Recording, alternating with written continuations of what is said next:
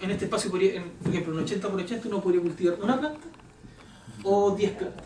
No. Y no hay mucho problema de que se crucen, existe lo que hay inhibición por contacto, o sea, no es la mejor condición, pero se puede. Digamos, hay plantas que les molesta menos estar en contacto con otras, lo mismo, depende un poco de la planta, de la cepa. Ahí depende mucho de cómo uno quiera cultivar. Generalmente, entre 4 o 6 plantas es lo que uno generalmente cultiva. Diría yo, así como un estándar general. Uno si quiere meterle 10 plantas, se puede, pero no tiene mucho sentido, porque digamos mucha inhibición por contacto, muchas plantas dentro generalmente se molestan. ¿Y el aire? Entre 4 a 6 diría. Sí. Entre 4 a 6. Sí, Que tengan una separación. claro. Y uno las distribuye así a más o menos equidistante. ¿Y dónde venden esas carpas? Ahí, compañero. Yo dije, Center venderá. No, estas se compran digamos, en tiendas especializadas como la de el compañero. Bueno, existen otras opciones, pero estas se compran. Para ir revisando o viendo, ¿uno puede sacar la maceta? Claro, esto tiene, si se dan cuenta, tiene unas ventanas que uno mueve un cierre y queda disponible y uno empieza por cualquier lado muchas veces la carpa y saca las plantas, ordena, limpia, poda. Claro, se parecen mucho a los closets armables, los de ropa. Así que eso. Bueno, un poco el sentido de esto es que realmente si no tienen, por ejemplo, la capacidad de comprar una carpa, se puede, digamos, ingeniar, buscar un espacio, de repente la escalera, siempre hay unos espacios donde uno puede meter plantas, ahí uno puede, con ingenio se puede. Me gustaría complementar un poco con que en realidad el espacio, uno puede armarse el mueble que quiera para cultivar, pero lo importante es que en la floración ese mueble por dentro sea hermético, porque la luz parásita que se llama, que es la luz que le entra al sistema cuando debería estar durmiendo, afecta harto el rendimiento de las flores. Que no filtre para adentro. Claro, entonces lo que uno hace normalmente es que se mete dentro del sistema y cierra. Y ahí va identificando y va poniéndole, no sé, plasticina, así, y así es una cosa así, o cierre, o parche, digamos. Entonces, puede ser un closet como cualquier otro, pero lo importante es que cuando haya oscuridad, realmente sea oscuro adentro, para que el mensaje llegue claro a la planta. Un poquitito de luz parásita hace que sean súper distintos los cogollos. Súper distintos. Entonces, eso es importante. Estábamos pensando con respecto al consumo. Igual es importante tener en consideración que tener una cámara, independiente cual sea, la iluminación te va a aumentar el costo de la luz. Y de hecho nosotros ya tenemos súper claro que mensualmente para el indoor nuestro son en promedio 20 lucas mensuales, que nos subió la cuenta de la luz. Entonces igual es importante tener en fondo del consumo. Y en invierno, cuando pasamos del límite, salió más un poquito más. Ahí nos castigaron. Claro, bueno, eso es un elemento que es importante tener presente, que la cuenta de luz va a aumentar, que en invierno probablemente va a ser más caro el tema de la luz. En general, claro, se mueven esos valores, generalmente entre 15 a 20 lucas podría ser el aumento del consumo de luz, dependiendo también si uno tiene más de una cámara, si uno tiene una segunda cámara. ¿Aconsejas un gasto como trabajar con luces LED, que en realidad es un gasto principal, pero, o sea, al principio después he escuchado que esas luces son las que menos consumen así? Claro, el LED, bueno, ahí les voy a mostrar un poco Y más el de indoor, iluminación, creo creo que el LED, de hecho, voy a ganar casi el tiro, creo. ¿Qué viene ahora? Voy a darle un poquito, un segundo. Bueno, una forma es, digamos, en un espacio reducido. Esto, digamos, cuando uno ya no necesita un espacio, sino utiliza toda una pieza, pero esto obviamente es un poco excedido, esto, digamos, tiene otro sentido. Pero el punto es que uno puede tener un espacio como un baño desocupado, y si uno lo tiene así disponible y no lo está usando, se puede hacer en la pieza y no necesita un cajón. Si uno tiene un espacio y le pone la luz encima, no hay problema. Uno puede utilizar un espacio, digamos, abierto para cultivar. No necesita paredes, necesita un cuadrado. ¿Ah? Puedes poner un foco en vez de esos cuatro. Claro, en este espacio uno podría poner un foco en medio y cultivar un par de plantas aquí al centro, no es algo tan excedido. Se direcciona de arriba hacia abajo. Yo no la engaño colocándole luces laterales ni nada de eso. Hay algunos formas de cultivo en que han apuntado a eso, o sea, incluso hay algunos que, la mata que crece. claro, que no ponen, que no se ponen la luz así en posición horizontal, algunos incluso lo ponen en posición vertical y cultivan alrededor. Pero esas son, digamos, técnicas de cultivo un poco más sofisticadas, más Siempre tiene que tener dándose- ventilación, sí. siempre. Si la tenemos dentro de un closet o un baño, Siempre tiene que haber ventilación. De hecho, este es un poco el sentido también de esta foto es mostrarles que se den cuenta, frente a cada ampolleta, esta ampolleta aquí tiene lo que se llama un reflector, que esta lata, digamos, que lo que hace es reflejar la luz hacia las plantas, y frente a la ampolleta siempre hay un ventilador, porque la idea es que disipe el calor que se empieza a acumular cerca de la ampolleta. Y además, generalmente uno pone otro ventilador que el objetivo es que mueva o distribuye el aire, pero en realidad lo importante es que mueva las plantas, así que te genere un pequeño movimiento, porque ese pequeño movimiento estimula el crecimiento. Entonces, generalmente dentro del sistema hay dos ventiladores. El ventilador que está adherido o cercano a la luz para disipar el calor, y hay otro ventilador que tiene como sentido mover las plantas, o sea que genera un pequeño así vibración, podríamos decir, de las puntas. Y esto uno vamos a replicar este concepto dentro de, digamos, obviamente de la carpa. ¿Ya? Ya, bueno, la iluminación, hay que tener un par de ideas o conceptos, y es que está el concepto como de penetración, que eso significa que mientras más lejos está la planta de la fuente luminosa, menos lúmenes tengo. Entonces, si aquí a, no sé, 10 centímetros tengo 100.000 lúmenes, que es, digamos, la unidad de medida de la potencia de la luz, si estoy a 1 metro tengo 12.000 lúmenes, tengo un décimo de eso. Entonces, obviamente, voy a intentar estar lo más cerca posible de la luz para tener la mayor potencia, pero lo suficientemente lejos para que no se me quemen las plantas, porque por eso aquí las fuentes lumínicas generan calor. Entonces tengo que jugar, tengo que acercar lo más que pueda a la planta, pero no tiene que estar tan cerca como para que se me queme la hoja. Entonces, disculpa, hay que manejar un ¿existe poco algún parámetro? Por ejemplo, yo uso una luz de 250. Ojalá que desde la luz hasta la corona sean 20 centímetros. O uso una luz de 500 y tiene que ser un poco más. sí.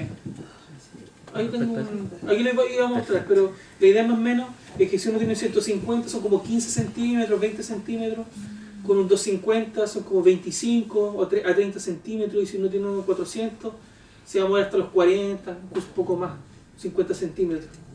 Yo me di cuenta, como para contarles, que igual la planta te avisa. De repente yo me di cuenta que las hojas de arriba se empezaron a curvar hacia arriba. Claro.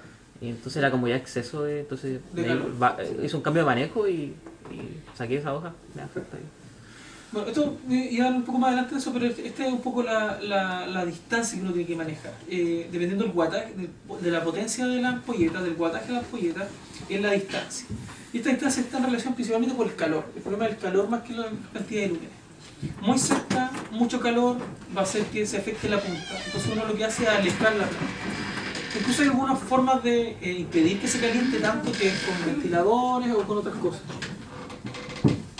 ¿Y esa distancia tiene que permanecer en todo el crecimiento de la planta? Claro, evidentemente la planta va a ir creciendo, por tanto va a tender a acercarse a la lámpara, entonces uno va lo que va haciendo es subiendo la ampolleta. Entonces por eso generalmente estos sistemas, estos reflectores vienen con cadena o con un sistema para subir y bajar. Entonces la planta crece y yo la alejo, la planta crece y la voy alejando. O hacer una acotación cuando uno está germinando o en los primeros estadios de las plantas, las plantas suelen ser mucho más sensibles a exceso de calor, a secarse por evaporación o incluso a estar inhibidas por exceso de lúmenes. De hecho, se recomienda una menor cantidad de lúmenes para las plantas que están germinando o que están en los primeros estadios.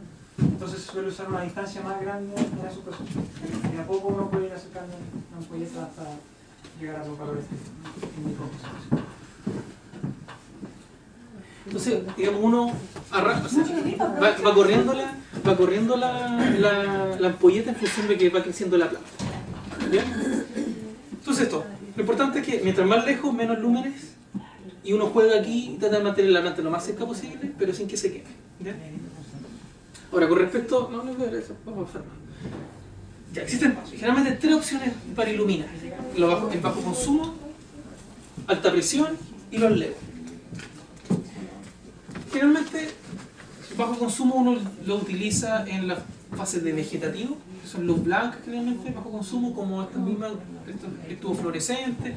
Incluso hay algunas ampolletas que ya venden en los grouchos que particularmente están diseñadas para hacer los estadios de vegetativo, que digamos bajo consumo. Ahí puede ahorrarse algún peso en luz cuando utiliza estos sistemas.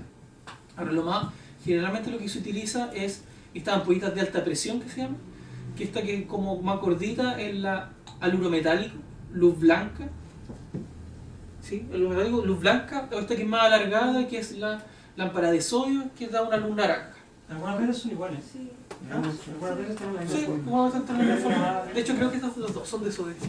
Sí, porque no te falta el bulbo. Sí, los dos son de sodio. Sí, los dos son de sodio. Pero bueno, no está muy buena la foto, pero el punto es que hay dos tipos: una blanca para la vegeta y una naranja para la floración. Y existen estos sistemas que se llaman LED, que son hartas ampollitas chiquititas, que la gracia es que emiten harta luz y consumen poco. Y también otra de las características importantes es que emiten mucho menos calor que estas ampolletas. Estas ampolletas emiten harto calor. El LED casi no emite calor, muy poco. Ahora, yo no tengo experiencia en cultivo con LED, nunca he cultivado con LED, pero en general el comentario es que usar LED solo no tiene los mismos rendimientos que cuando uno utiliza, digamos, por ejemplo, una lámpara de sol. El LED va a consumir menos electricidad, les va a dar menos, va a generar menos temperatura, pero los rendimientos no son tan buenos. Y este sistemita es bastante más caro que un sistema de alta presión. Pero en Uno de estos consumo- puede valer, Pero en consumo después Es más alto. o sea, claro, se recupera la inversión en el tiempo, pero ahí habría que ver en términos de los rendimientos cómo andan. Porque al final igual, generalmente, personas que cultivan con LED suplementan el LED con alguna otra ampolleta, o sea, combinan dos elementos. No, eso era que se puede utilizar una luz chiquitita en la HPS, que es digamos que es de alto consumo. Se puede usar, por ejemplo, una HPS de 70 watts, con además el LED, el LED que Para el LED. es El UFO. el Omni, ¿cómo se llama? UFO. El UFO. Porque, Entonces, no, porque igual nosotros hemos visto, ni José y yo hemos cultivado personalmente con LED, pero hemos visto igual buenos resultados, excepto, por ejemplo, hay una persona que cultivó 4 tipos de plantas y de las 4, 3 quedaron súper bien, pero a una de ellas le faltó. A una de ellas le faltó un poquito, entonces probablemente lo que sucede es que hay algunos fenotipos, algunas genéticas de plantas que necesitan ese espectro más grande de emisión de luz que tiene la lámpara de sodio y que no tiene el LED. ¿Puedo acotar Dale. algo? Es que de los LED en particular, sí es verdad que consumen mucho menos, pero también es verdad que son mucho más caros. Y uno de los problemas que yo personalmente veo es que existe mucha variedad y mucha desinformación con respecto al LED. Hay mucho LED y me atrevería a decir que la mayoría de los LED que se venden comercialmente Para cultivar. para cultivar son de mala calidad. No hay algo de buena calidad que, por ejemplo, uno puede buscar un video de cultivo LED que hace un tipo en Holanda y efectivamente puede tener muy buenos resultados, pero los LED que usan no son los mismos que si uno vaya a comparar el coche. Generalmente cuando uno le pide información técnica, si es que alguien ha hecho eso, no te la dan siquiera, al menos aquí en Chile. Entonces, mi recomendación personal es que si quieren o se les interesa el cultivo con LED, se informen bien antes de comprar cualquier cosa y en general exijan siempre especificaciones técnicas del LED que tiene el aparato, no del aparato. De la de ampolletita. Claro, de la ampolleta que utiliza. Entonces, en general, bueno, yo recomendaría que se muevan entre estos dos. Sí. Entre el bajo consumo para, diría yo, una vegetativo, si es que no quieren gastar mucha luz, y que utilicen alta presión para la floración. Pueden usar además el vegetativo también alta presión, pero ahí digamos, tienen las posibilidades un poco de elegir. Lo que sí no les recomiendo para nada hacer una floración con bajo consumo. No tiene sentido. O sea, van a tener muy malos rendimientos, van a ahorrarse muy poca plata para los rendimientos, no tiene ningún sentido. La floración debe hacerse con una lámpara de sodio. La vegetación podría ser un bajo consumo. ¿Ya? Manejan la diferencia de estas luces que son de color azul. Que yo he visto, por ejemplo, en imágenes y me llama bastante la atención cultivos con una luz que emite espectros de color azul. Claro, generalmente, algunos lo que tratan de hacer Eso no es LED, eso no es incorporar eso un no es- poco de ultravioleta. Puede ser que... Si te das cuenta, esto es, digamos, lo que emite una ampolleta. Esto es lo que es, digamos, el espectro. Y si te das cuenta, principalmente las ampolletas emiten verde, amarillo y un poco de rojo. ¿Cierto? Que está aquí, que son estas montañas, estos picos que hay aquí. Pero aquí en el ultravioleta no emite casi nada, emite muy poco. Y si esto es lo que emite la ampolleta. Pero si observan acá arriba, que este es donde absorbe la planta. Si te das cuenta, absorbe harto en el ultravioleta. Entonces estoy perdiendo toda esta banda de absorción, no la estoy aprovechando. Si yo le meto aquí luz, este es el espectro de la fotosíntesis. La planta absorbe principalmente dos tipos de luz, la más azul, la ultravioleta, si se dan cuenta aquí está el máximo en el azulito, moradito, y por acá en el naranjo rojo. El sodio mete la luz principalmente aquí del naranjo. Pero O sea, sería como más si yo para puedo simular el sol. complementar con una ampolleta, digamos, ultravioleta, mejora aún más el rendimiento. Y generalmente eso es lo que apunta. Meter un poco de luz de aquí de mayor potencia, digamos, de menor longitud de onda. Si te das cuenta, las ampolletas de sodio no emiten casi nada. Emiten que aquí en el naranjo, amarillo, pero aquí nada. Entonces si yo le pusiera aquí una ampolleta que le entregara energía, podría potenciar aún más el efecto. Entonces por eso las combinaciones. Pero eso es algo ya más, podríamos decir, un cultivo más técnico. Ya. Bueno, esta ampolleta va a ser alimentada por lo que se llama un ballast o balastro en español, o ballast, y es de dos estilos, está el magnético y el electrónico. El magnético es más sencillo, esto uno lo compra en muchas partes, en Govante, en los Grow Shop, en distintos lugares venden este sistemita que es un condensador más un ignitor, no sé cuál es la traducción, pero en realidad son, digamos, tres elementos que se combinan: un condensador, un que, digamos, le da la partida, y un transformador, con lo que uno va a alimentar la ampolleta. Esto generalmente uno viene listo, ¿eh? Esto que, digamos, este enredo de cables que uno ve aquí no es relevante, uno llega y conecta donde debe conectar y viene listo. Muchas veces te lo dan armado, así que no se preocupen tanto por eso. El punto, sí, lo relevante es que este sistema magnético, digamos, no es tan eficiente como el sistema electrónico, ¿ya? Este, digamos, tiene un sistema en donde, por sus características electrónicas, hace que consuma menos energía. ¿Qué pasa? Que ballast, cuando se prende la ampolleta y comienza a funcionar el sistema, requiere un tiempo para que se estabilice, llegue a una cierta temperatura y se estabilice. Eso genera un consumo inicial un poco alto. Entonces, cuando uno se enciende la ampolleta, hay un consumo alto, y después, de a poco, cuando ya llega a temperatura adecuada y se estabiliza, el consumo se estabiliza, por ejemplo, en los 150 watts. Por ejemplo. La diferencia del electrónico, que no tiene ese arranque inicial tan consumidor, podríamos decir, sino rápidamente se estabiliza. Eso también favorece a la vida útil de la ampolleta. La ampolleta tiene una cierta duración, no es eterna. La ampolleta hay que estarla cambiando, generalmente uno la cambia una vez al año, o incluso hay algunos que la cambian cada menos tiempo, pero lo recomendable es que uno cambie una vez al año, quizá un poquito más, pero más o menos por ahí. La gracia del ballast electrónico es que alarga la vida útil de la ampolleta, porque estos picos de energía y estos cambios de estas oscilaciones hacen que la ampolleta empiece a generar menos luz consumiendo lo mismo. Entonces aquí están las dos opciones: el magnético, que es más barato, bastante más barato que este, pero que va a consumir un poco más y además va a durar un poco menos la ampolleta. El ballast electrónico es más caro, pero va a consumir menos energía y además la vida útil de la ampolleta es un poco más. Este vale, no sé, depende del lugar, pero te puede costar el puro ballast sin consideración nomás unos 15.000 pesos o 20. Este solo puede valer 80 lucas, depende un poco del sistema, 60. Incluso, digamos, cuando uno compra el magnético, uno compra el del wattaje que uno va a usar.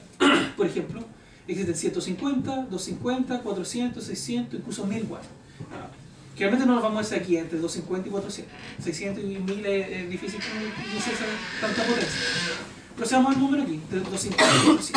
Entonces, si uno es magnético, va a tener que comprar un ballast para 250 y lo va a tener que usar en la ampolleta 250 y no va a poder variar eso. Si quiere pasar a, por ejemplo, a 400 watts, va a tener que comprar otro ballast distinto de 400 watts. Existen algunos ballasts electrónicos que aparecen ahí que tienen una como perillita que se llaman, que tienen un dimerizado, o sea, uno puede ajustar y viene con la posibilidad de usarlo en distintos wattajes, por 150, 250 y 400. Entonces uno mueve la perilla y lo pone en 150 y puede usar la ampolleta 150. Y después, por ejemplo, se quiere cambiar, le mueve la perilla a 400, pone la ampolleta 400 y puede cumplir con 400 watts. Aquí la diferencia, digamos, cuando uno se va a considerar cultivar por harto tiempo, probablemente años, le recomiendo eventualmente hacer la inversión en un ballast electrónico, porque les va a aumentar la vida útil de su sistema, podríamos decir. Evidentemente, si no hay, digamos, la capacidad financiera como comprar un ballast electrónico, bueno, el ballast magnético funciona súper bien, pueden durar años sin problema y no es tan relevante. Lo que sí tienen que considerar es que si pueden hacer la inversión, traten de comprarse un ballast electrónico porque se van a ahorrar dinero a largo plazo. Es una inversión que se va a demorar en recuperarse, pero se va a recuperar. Esa comparación entre uno y otro. Pero en el sistema, ¿qué pasa si yo conecto la ampolleta a un interruptor o a un enchufe directo? ¿Sí? La ampolleta de